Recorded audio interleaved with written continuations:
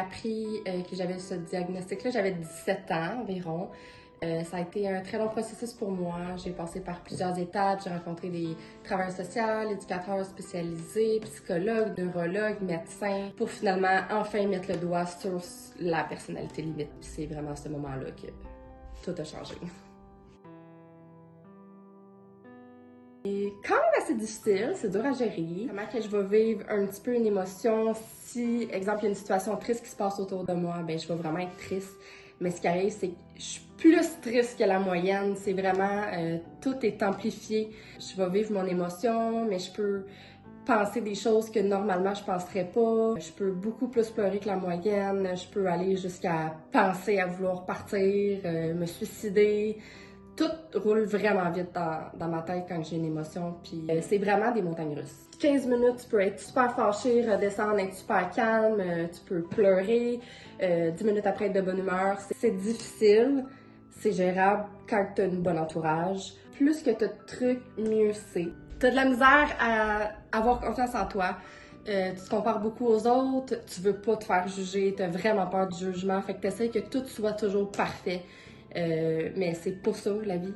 Nous, on se sent moins bon, on se dévalorise beaucoup. Ça peut être difficile aussi. Ce qu'il faut comprendre, premièrement, c'est que tout le monde, on a toute une personnalité. Notre personnalité est toute organisée d'une certaine façon. Il y a plusieurs influences sur ça. Il y a notre biologie, notre ADN et tout ça.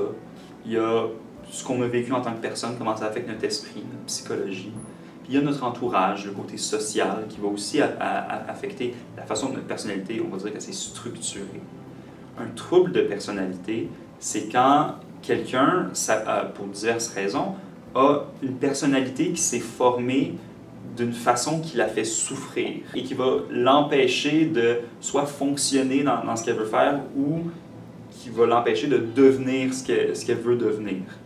Particulièrement dans le cas du trouble de personnalité limite, on parle de difficultés de gestion des émotions intenses, souvent qui peuvent changer rapidement, avec souvent une certaine sensibilité au rejet, puis les relations qui peuvent être difficiles.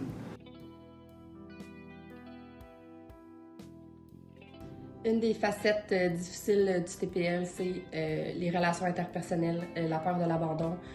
Toutes tes réactions que tu as envers la peur de l'abandon fait en sorte que le monde s'éloigne de toi. Tu perds tes chums, tu perds tes amis, tu perds tes jobs. Souvent, les parents ils s'éloignent aussi. Quand tu as une émotion, que ce soit triste, fâché, colère, anxiété, ce que j'ai le plus de la misère, c'est le regret après, la honte de ce que j'ai dit, de ce que j'ai fait. Parce qu'on réagit vraiment sur le coup de l'émotion, on réagit sans penser, on est très impulsif. Quand tu t'es calmé après, puis que tu réalises ce que tu as dit, ce que tu as fait, ou peu importe qu'est-ce qui s'est passé, tu as honte de toi, puis c'est ça qui est difficile moralement. Il y a mon psychologue qui m'a vraiment aidé pendant 1 an à me trouver plein de ressources.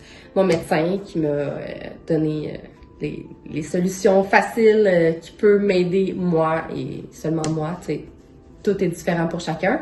Il y a mes parents qui m'ont vraiment soutenue, qui m'ont gardé les pieds par terre quand que je m'en allais sur une idée. Non, ça marche pas.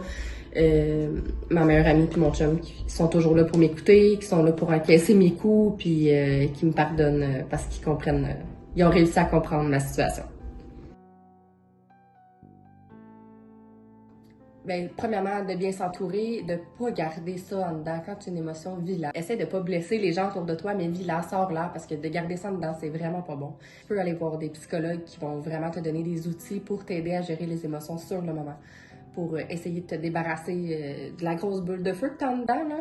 Sinon, il y a les médecins qui peuvent t'aider à trouver vraiment des solutions qui sont adaptées à toi, puis qui pourraient vraiment t'aider à cheminer